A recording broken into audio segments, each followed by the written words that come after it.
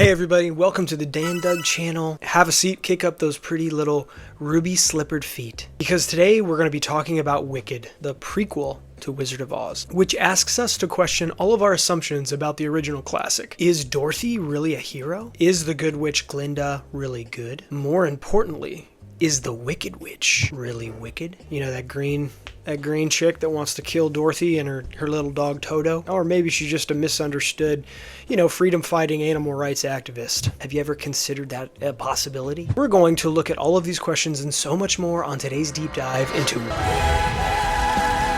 There's been a lot of buzz about Wicked since the latest movie version dropped, but the history of this story goes way, way back. It's a movie based on a musical, which was based on a book, which was based on a movie, which was based on earlier musicals, and also an original book, written by L. Frank Baum. Some of the recent buzz has been weird. You have been the light of the day. You are truly, such a gift. You brought such light into the room. Thank you very much We appreciate for coming you. into this room today. But most of it has been really positive. And to all those people who are harping on those really weird clips of Ariana and Cynthia, the two leads in this movie, look, there's some weird clips out there for sure, but what I want to know is what else do you expect from creative people? Have you ever been around super talented creative people before? This is what they're like. They're weirdos. That's what makes them what they are. You don't get Billie Jean without Michael Jackson. That's just how it works. You don't get Purple Rain without Prince. Okay. Anyway, Wicked seems to have had a cultural moment, going on to make gobs and gobs of money at the box office, lots of online buzz, and it was nominated for 10 Oscars, winning Best Costume Design and Best Production Design, which let me just say up front, it absolutely deserved to win those two categories. This movie looks and feels absolutely beautiful. It transports you into this other world, which feels so much like the Oz that we all know and love, at least on the surface. Personally, watched it on Peacock for free. Use my sister's login. Please don't tell her. Because I didn't want to sit in the movie theater and listen to a bunch of failed theater majors belt out Defying Gravity all around me. There's no place like home, bro. And after watching it, I have to say I've never had an experience of watching a movie like Wicked before. It made me, a straight man, feel like a pretty princess, dude. Maybe I'm actually a low-key, misunderstood outsider that just needs to express himself. You know what I mean? Maybe the reason everybody hates me is because I'm actually always doing the right thing and everybody else is the problem. Could be true. Could be true. But while I felt this openness and this sense of taking on new perspectives in this movie, I also felt as the movie was progressing a little sense of uneasiness. You see, I'm old. I grew up on the OG Wizard of Oz. Scarecrow, Tin Man, the Lion, the whole bit. Made in 1939, almost 90 years ago. The OG Wizard of Oz was made in an era where people talked like this unironically. And then I popped him right in the kisser, see? I probably watched it 100+ times as a kid. The Wicked Witch is just burned into my memory. Icon. She's iconic. To this day, when I just think of the concept of witches, her image is the one that comes to mind. She's almost emblematic of the concept as a whole, which is why I was so geeked out to see this movie. No pun intended. So while I was blown away by the costumes and the sets and the music and the performances, something in the story made me feel weird. Is this movie actually kind of taking a massive dump on the original Wizard of Oz? I thought it was supposed to be an homage. But no. It's not an homage. And I don't even really think it's a prequel either. It's almost like an anti-prequel. Not even a retcon, but a ret-discon. And Wicked starts out by doing this very subtly. Even the marketing and the color presentations before the movie came out draws heavily on the original color palette. The bright greens and the pinks mixed together. These are colors taken from one of the very first Technicolor moments ever captured on screen. Even the characters themselves, Glinda, the Wicked Witch, even the Wizard of Oz, who is played by, spoiler alert, Jeff Goldblum. The opening shots of this movie are like a Wizard of Oz feast for the eyes. The hat in the puddle of water, Dorothy and her crew going down the yellow brick road, the Emerald City. All these borrowed images are ones that are imprinted on our brains from the original Wizard of Oz. Even if you've never seen the original, these images are probably familiar to you, which just testifies to how impactful this movie was. And on the surface, the premise of this movie is super interesting. What if you saw this entire story play out, but from the villain's perspective? That's never been done done before, right? And the way Wicked frames this story is as told from Glinda, which is why this movie has like 2 or maybe even 3 beginnings. There's the opening shots, and then there's this second opening sequence, which takes place during the events of the OG Wizard of Oz, or maybe slightly after, where the Wicked Witch is dead and all of the Munchkins are celebrating. And they're, you know, just like low-key burning an effigy of the Wicked Witch. Nothing to see here, just like normal ritualistic spirit cleansing stuff. And then one Munchkin asks a very interesting question. They ask Glinda, why does wickedness happen? Which, yeah, great question. This little Munchkin is my favorite character for asking such a great question. And Glinda begins to tell the backstory of the Wicked Witch, and she does so by posing this question: are people born wicked, or is wickedness thrust upon them? And then Glinda goes on to tell Elphaba's backstory. She was a love child, a green love child, very green. Her mother cheated on her father and took a green potion or something, and Elphaba was born green. She was bullied by everyone, including her dad, who really sort of despises her. Every time he talks to her, it's just like, makes your skin crawl. How people treat Elphaba is a little one-dimensional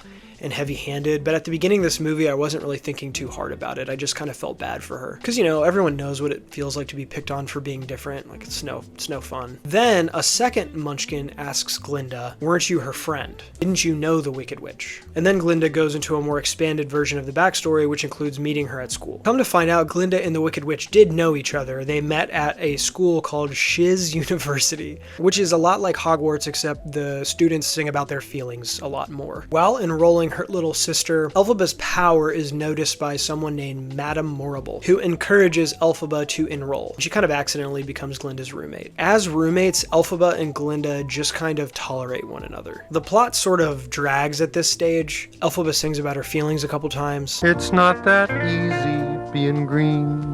And then randomly this guy shows up. Both Elphaba and Glinda have romantic connections with this guy, who, you know, has about as much heterosexual energy as RuPaul. Please, just a little bit of your Macaulay Culkin.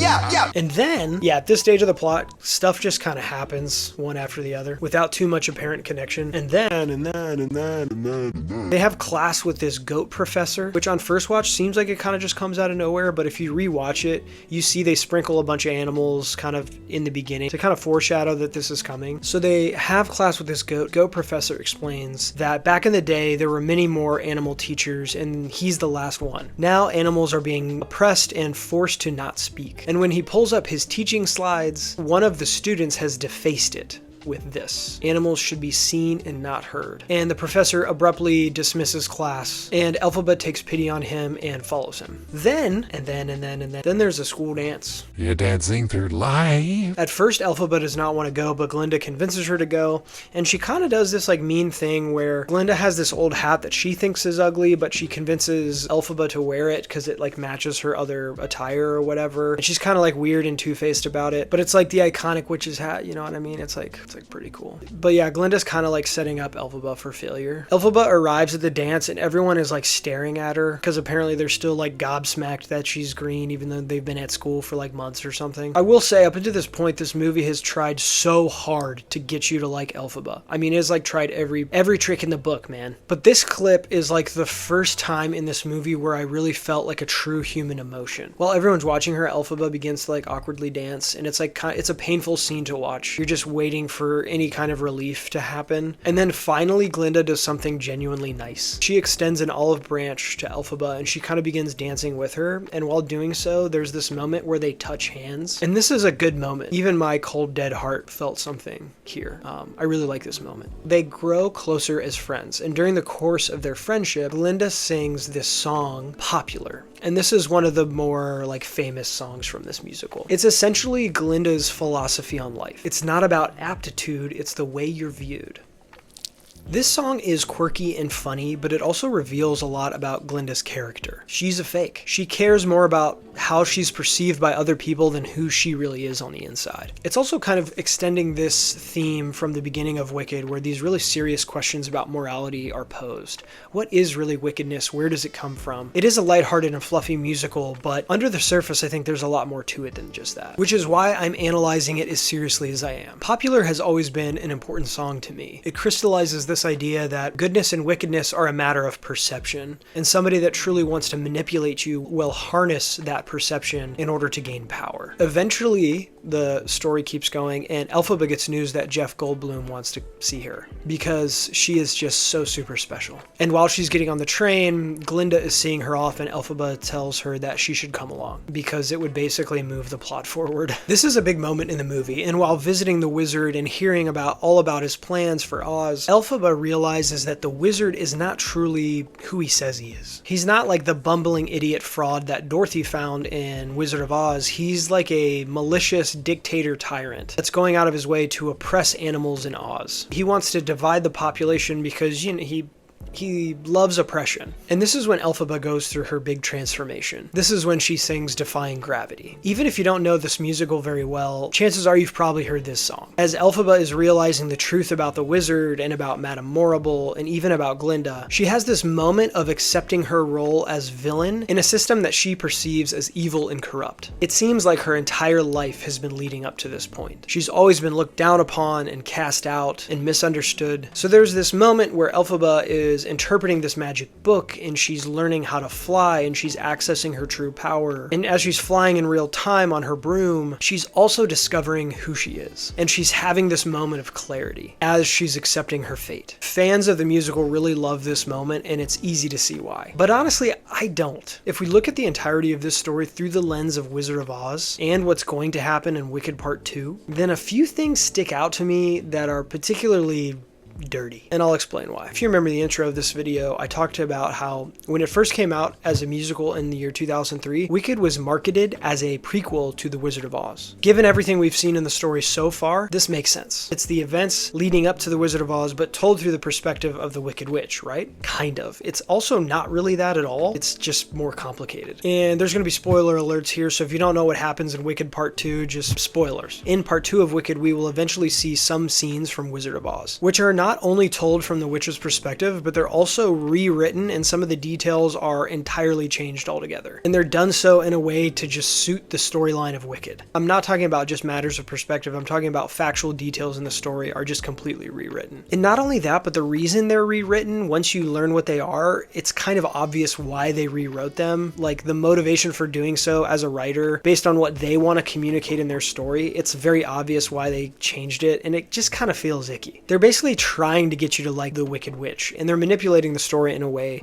to get you to like her. Like they've kind of done in the beginning of Wicked, where every single detail is plotted almost on a graph perfectly to make you feel bad for her and to sympathize with her. This goes even harder in the paint in Wicked Part 2 when they basically just change details entirely. If you've never seen it before, The Wizard of Oz basically begins with Dorothy, and she has a run-in with her neighbor Ms. Gulch, who has threatened to kill her dog Toto because Toto bit her. Big Karen energy right here. Ms. Gulch was like a Karen before Karens were a thing. Now, if you look carefully at Ms. Gulch's face, you will notice that she probably looks familiar. And the reason is because she's played by the same woman who plays the Wicked Witch of the West in the movie, Margaret Hamilton. Also, these three farmhands were played by the same actors who played the Scarecrow, the Tin Man, and the Lion. This is meant to suggest, once Dorothy does end up going to Oz, that Oz is a product of her imagination. It's like her dream, which makes sense because a lot of details in Oz seem like they are the product of a child's imagination, which is kind of what makes it so special. Although at the end of the story, it's kind of meant to be ambiguous. Dorothy's like, oh, did I really go there? And it seems like she's just been sick in bed the whole time and maybe she was dreaming the whole thing. Wicked completely does away with this paradigm and treats Oz like it's a real place, not the product of a child's imagination, which is, by the way, what a lot of these revisionist takes on fairy tales do. I have a whole video about this topic, which you can watch here. They use tactics like psychological realism, which if done well can maybe turn a fairy tale into like an allegory, and if done poorly can turn a fairy tale just into like a tale. Another major change they made in Wicked is when Dorothy actually arrives in Oz. When Dorothy arrives in Oz in the OG Wizard of Oz, she has a direct confrontation with the Wicked Witch. It's one of the most classic scenes in all of cinema. Dorothy's house crushes the witch's sister, and the witch wants to exact revenge. But Glinda, the good witch, uses the ruby slippers to protect Dorothy, and the witch loses it, and she says this classic line.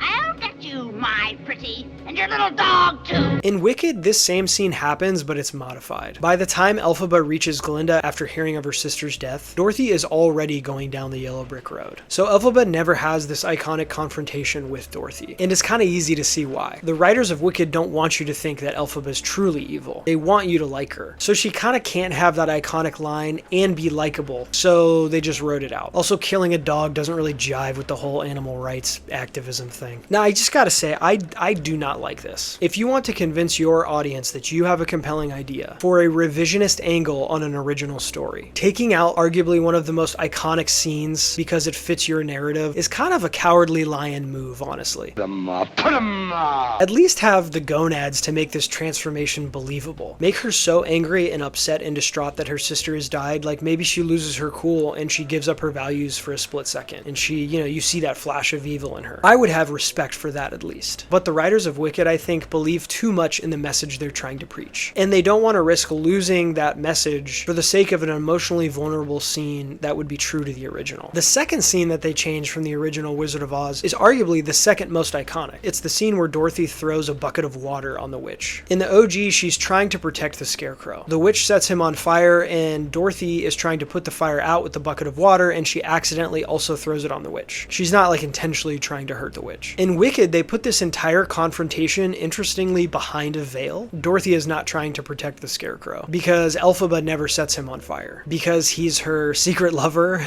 Also, again, this would make Elphaba seem too vindictive and evil, so they kind of thumb the scales a little bit in order to make the plot about the Scarecrow and her work, which, if you ask me, is a dumb plot to begin with, but dang, it's raining hard. Sorry if you can hear that. This drives me crazy. If you're gonna set out to do a revisionist project to preach your message about morality and how it's not as simple as a child's idea of good versus evil, then fair enough, have at it. But the least you can do is, okay, make it from a different perspective, but don't change the details just to suit your narrative. It's not told from a different perspective, it's an entirely different story. Now look, I actually do get where the moral of the story of Wicked is coming from. Is it true to life that sometimes people who are not really good are interpreted as good just because they're popular? Of course. Happens all the time. That is a realist's take on the nature of reality, and I can absolutely respect it. It also has a lot of real-world applications for social movements that maybe aren't necessarily popular but stand for the right thing. So I would have respected it much more if that was its own story. You used your own characters, you made them iconic on their own merits. I think it's kind of dirty to take somebody else's work and kind of coast off its popularity, and then tell a story that undercuts the original message and isn't even honest while doing it. Like, that's just kind of scuzzy to me. If I were going to be charitable to Wicked, and look, there's a lot of things in this movie to be charitable about, I would say that if the message is that goodness equals good propaganda, then you could interpret the original Wizard of Oz as propaganda and Wicked as counter-propaganda. So Wizard of Oz would only be telling part of the story, Wicked is only telling part of the story, and maybe the real truth is like somewhere in the middle. But if I'm being uncharitable, I would question the motive of a writer that wants to pay homage to a story that they don't even really like. Like, are you just using the foundation of this original story because it's popular and you're cynically piggybacking off of that? Or maybe part of you does like the original, but you think you have something extra and additional to contribute? Like, if you rewatch The Wizard of Oz with Wicked in the back of your mind, the plot makes no sense, it's meaningless. Dorothy goes on an adventure, she confronts danger that's not really real, she thinks she learns something new about herself, but she really doesn't. She goes back home, and she just had this big meaningless dream that basically just means nothing. Because the challenges that she faced weren't real, and the person who sent her on the mission and her end goal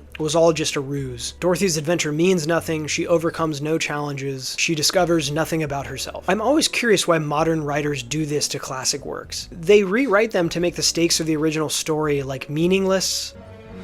Somehow Palpatine returned. There's got to be like some psychoanalytic thing to explore here. You're not a creative genius, so you just write something that's kind of mid, but the least you can do is knock down something that's like a real work of genius. My prediction for Wicked Part 2 is there's going to be a lot of buzz around it, even more than Part 1, but that after everyone's seen it, the reception of it won't be as positive. It'll be maybe a little bit more middle of the road. The diehard fans will like it, but I think the general population won't be as impressed as they were with Part 1. All of these ripped off changes that I'm talking about happen happen in part 2. And also I think most of the best songs are in part 1 anyway. That's just my prediction. Unless they change the original musical version and they go hard in the paint and they don't wuss out on those classic Wicked Witch scenes. That would be awesome. Mad respect if they do that. But I doubt it. Do I hate Wicked? No, dude. The music's great. It's entertaining. The performances by Ariana and Cynthia are truly incredible. But a lot of it comes down to the writing for me. I am an OG Wizard of Oz stan. I really love the original movie and books. They're like magical fairy tales to me. What's so special about them is L. Frank Baum, when he wrote The Wonderful Wizard of Oz, was attempting to create a quintessentially American fairy tale. And I think by any measure that you can think of, he absolutely succeeded. Am I being kind of curmudgeonly about this? Probably. But Wicked asks serious, deep moral questions. It is a lighthearted musical, but it poses real questions worth considering. And so that's why I decided I wanted to give it a really serious analysis. And I'm also not sure I buy the answers that it gives to the questions that it poses. Sometimes, yes, it's true, goodness is just popularity, but not always. Sometimes something or someone is popular because they're good, and not the other way around. Public opinion is not always fooled by propaganda, and I think it's a little cynical to assume that it is. If you like this video, please consider subscribing. I had a lot of fun making it. I hope you had fun watching it. I make cultural analysis videos on my channel. That's what I do. I'm always looking for topics, so you think of any topics you'd like me to cover, please comment them down below. I'm always on the lookout for anything having to do with culture. And if you would disagree or you agree with my analysis, let me know in the comments. Do you connect with the original Wizard of Oz more or with Wicked? There's no right answer, of course, but I'd love to know what you think. Okay, I'm gonna go be a menace somewhere else now. I hear the neighborhood kids outside are having fun, and it sounds like they're having a little too much fun. So I need to go take care of that. I need to go fly around and throw some rotten eggs at them or something. So anyway, I'll see you in the next one. Love you. Bye.